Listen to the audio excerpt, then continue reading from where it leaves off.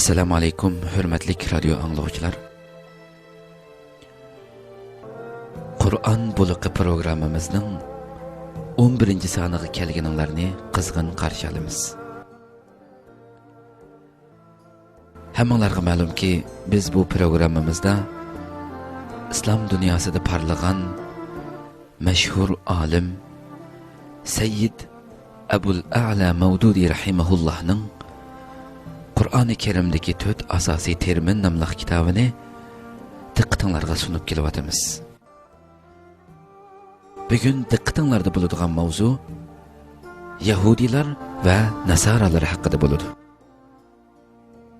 Mikrofon oldida Abdullah Yalqun.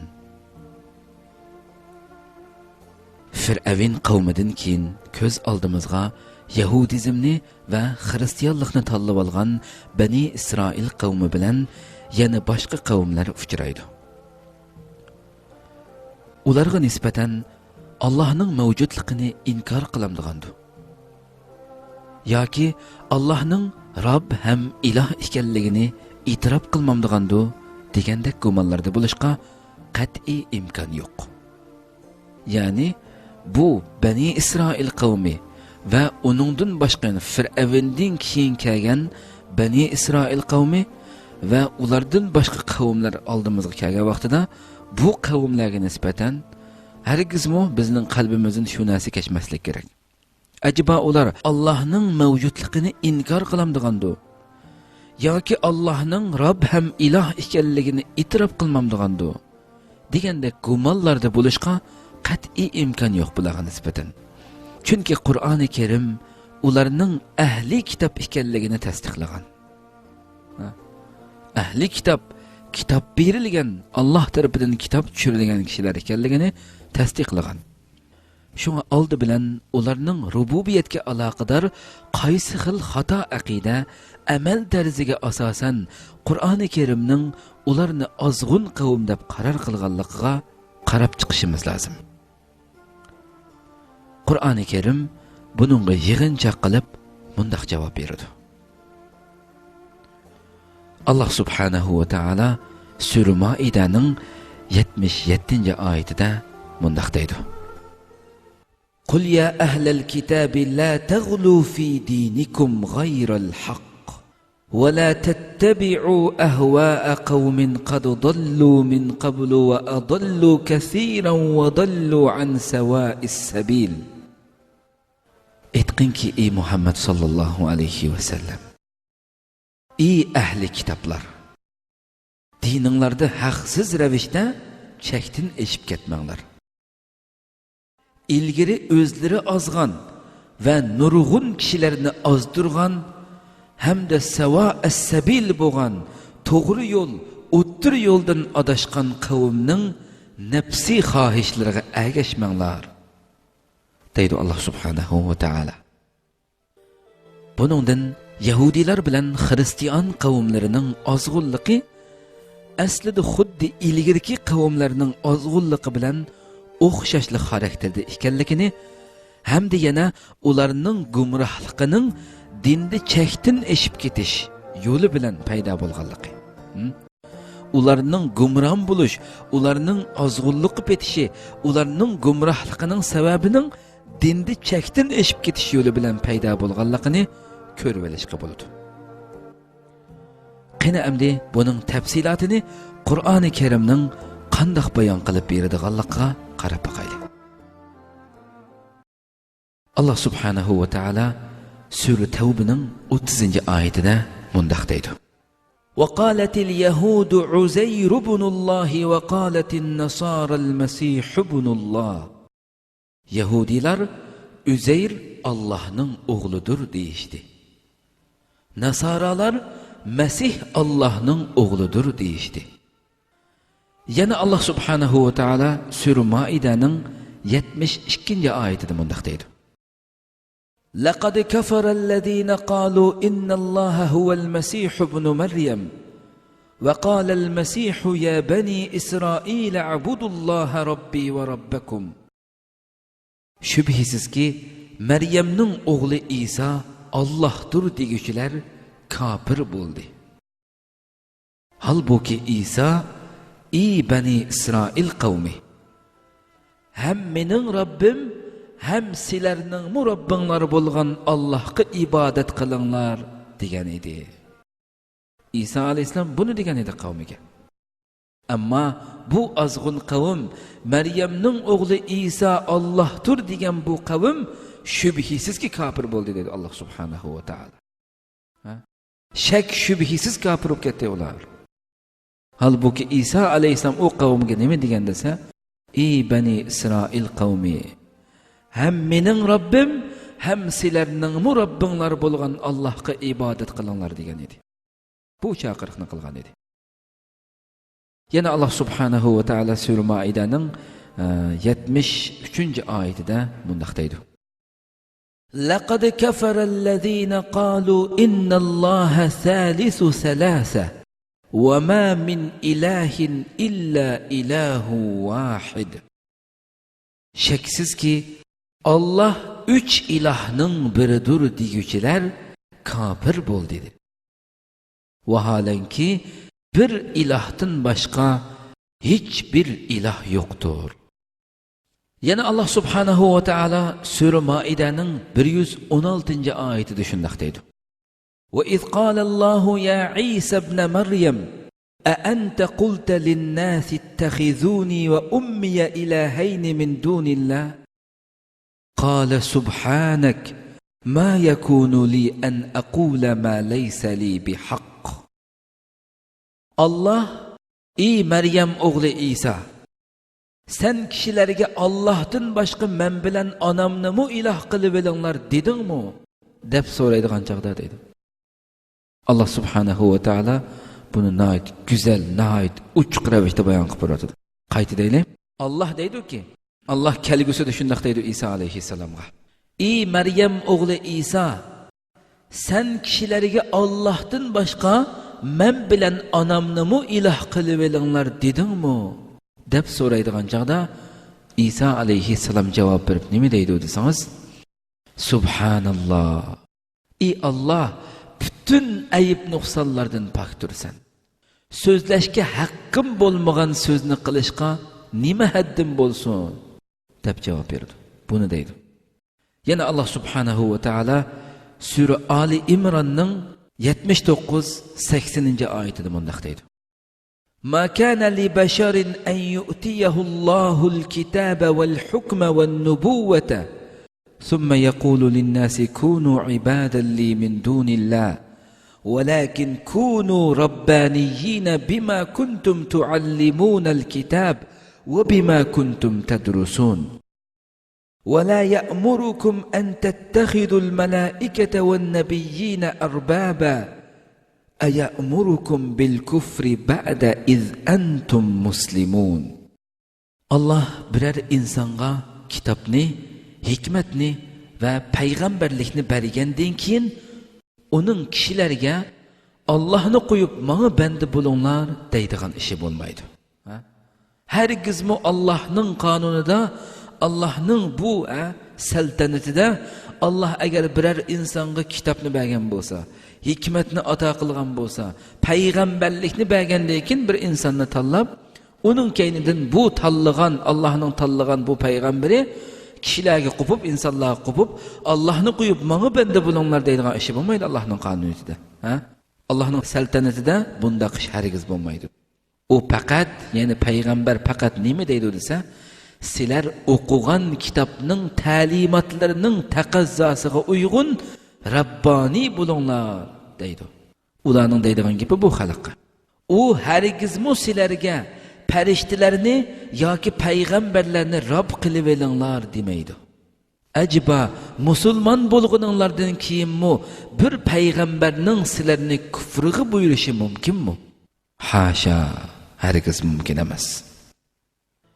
Bu oyatlarga ko'ra ahli kitoblarning birinchi azg'unligi shuki, ular anbiya, avliyo, malaika qatorliq ulug' zotlarni diniy salohiyatda intayin yuqori ko'tarib o'tish bilan mas edi.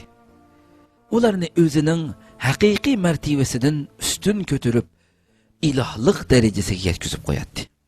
Ilohiy ishlarga ularni mu sherik ham ta'sir ko'rsatguchi deb qaraydi. Ularga cho'qinib duo qilishadi. Ularni tabiatdan tashqari rububiyatga hassidor qilib qo'yib, ato qilish, yordam qilish, ko'zitib asrash qatorliq huquqlarga sahib deb gumon qilishadi. Ularning ikkinchi azg'unligi bo'lsa, ular o'zlarining ulamo mashayihlarini Allohdan boshqa Rob qilib oldi degandan iborat edi. Xuddi Alloh subhanahu va taolo sura Tavbada ularning nima qilganligini, o'zlarining ulamolari va mashayix rohiblarini Allohni qo'yib o'zlariga Rob qilib olganligini Alloh subhanahu va taolo sura Tavbaning 31-oyatida bayon qiladi. Ittaxazu ahbarahum va ruhbanahum arbaban min dunillah. Ular o'zlarining ulamo mashayihlarini Allohdan boshqa Rob qilib oldi dedi. Allohni qo'yib ularni Rob qilib oldi degandan iborat. Ya'ni diniy qonunda ularning o'zlarining ulamo mashayihlarini Allohdan boshqa Rob qilib oldi degandan iborat edi. Ikkinchi xatoligi, ikkinchi ozg'unligi.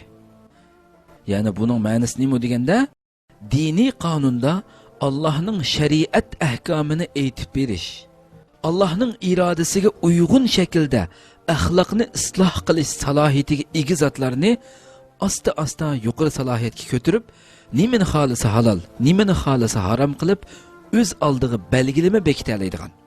Ilohiy kitobning hujjatsizmi, xohlagancha hukm chiqara oladigan. Nimani xolisa man'i qilib, nimani xolisa sunnatga aylantirib qo'ya oladigan huquqlarga ega qilib qo'yishgan edi. Shu huquqlarga ega deb qarashgan edi o'zlarining ulamo mashayihlarini.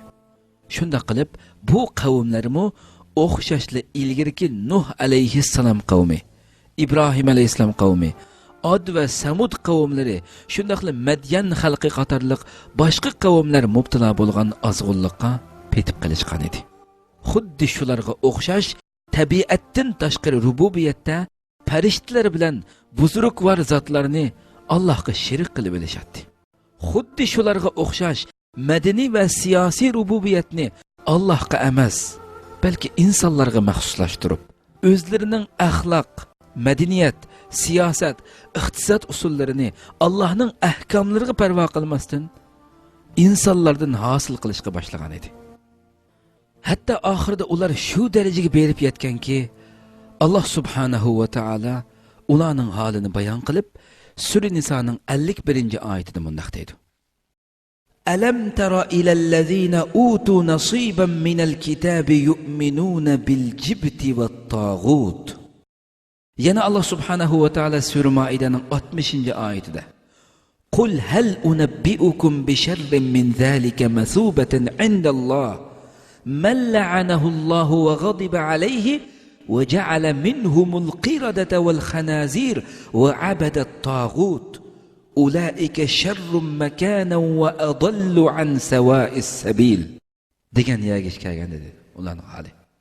Ya'ni sen kitob ilmidan ozroq nasibi berilganlarni ko'rmadingmi dedi Alloh subhanahu va taolo. Ular jibit, ya'ni asossiz narsaga va tog'utga ishinidu. Yu'minuna bil jibti vat taghut. Ular asossiz narsalarga va tog'utga ishinidu degan yerga hamda Sura Maidaninki 60-oyati degandek, aytqinki ey Muhammad sallallohu alayhi va sallam, sizlarga fosiqlardan Allohning dargohida buningdanmi yomon oqibatli kishilarni aytib beraymi deb shundaq degin ularga deydi Alloh subhanahu va taolo. Allah ularga la'nat qilgan, Allohning g'azabi ularga yoqqan, Allah ularning tog'utga bandichilik qilgan bir qismini maymun va cho'shqiga aylantirgan. Ana shularning o'rni eng yomondir. Ular savo as-sabil, ya'ni to'g'ri yo'l, o'ttir yo'ldan eng adashqanlardir degan yerga yetib kelgan edi bularning hali. Demak, oyatdagi jibit degan so'z butun xurofot, daqyanusliklarga ishlatilgan ixcham so'z bo'lib, sehrgarlik, jodugarlik, falchilik, daxillik, nujumkashlik, yarishish va yarashmaslik tasavvuri, g'ayri tabiiy ta'sirotlar degandek xurofotliklarning butun turlarini o'z ichiga oladi jibit degan so'z. tağut degan so'z bo'lsa, Allohga qarshi osiylik yo'lini tutgan har bir shaxs va idora organlarini shundaqli bandichilikning chekidan eshib mustabidlik bayrog'ini ko'tarib chiqqanlarni bildirdi. Yana bir qatim takrorlaymiz. Tağut degan so'z Allohga qarshi osiylik yo'lini tutgan har bir shaxs va idora organlarini shundaqli bandichilikning chekidan eshib o'zining bandi ekanligidan iborat, o'zining Allohning quli bandisi ekanligidan iborat bu chek-chegaradan eshib mustabidlik bayrog'ini ko'tarib chiqqanlarni bildirdi. Qisqasi, Yahudilar bilan Nasoralar yuqorqi har ikki xil azg'unlikqa tang patqan bo'lib, birinchi xil azg'unlik natijasida har turdagi xurofotlar asta-asta ularning qalb ideyalarini ishg'ol qilgan bo'lsa, ikkinchi xil azg'unlik natijasida ular o'lima, mashoyix, rohib kalonlarga bandichilik qilishdan halqib, uchuq oshkora Allohga osiylik qilayotgan mustabid hukmdor zolimlarga bandichilik qiladigan yerga yetgan edi. Demak, biz bugungi bu programmamizda Yahudi va Nasoralarningki ezib ketgan, to'g'ri yo'ldan burilib ketgan eng asosli nuqtalarni bir qadar tushunib chiqqan bo'ldik. Inshaalloh kelarki programmamizda Arab mushriklari nomli mavzumizdan boshlab davom ettiramiz programmamizni. Hurmatli radio anglovchi qarindoshlar, Qur'on buliqi programmamizning 11-soni bugun mush yerda oxirlashdi. Inshaalloh Allah ömür bersa, kelar qitimqi programmamizda ko'rishguncha sizlarni Janobi Rabbimiz Allah subhanahu va taolaga topshiramiz. Qarindoshlar, ijobatli duolaringlarda butun dunyodagi musulmon qarindoshlaringlar uchun, shundaqla kamini ojiz uchun ham duo qilib qo'yishinglarni umid qilish bilan birga bugungi programmani mush yerda oxirlashtiraman. Wa akhiru da'wana anil hamdulillahi robbil alamin. Wa sallallahu ala sayyidina Muhammad wa ala alihi wa ashabihi ajma'in. Wassalamu alaykum wa rahmatullahi ta'ala wa barakatuh.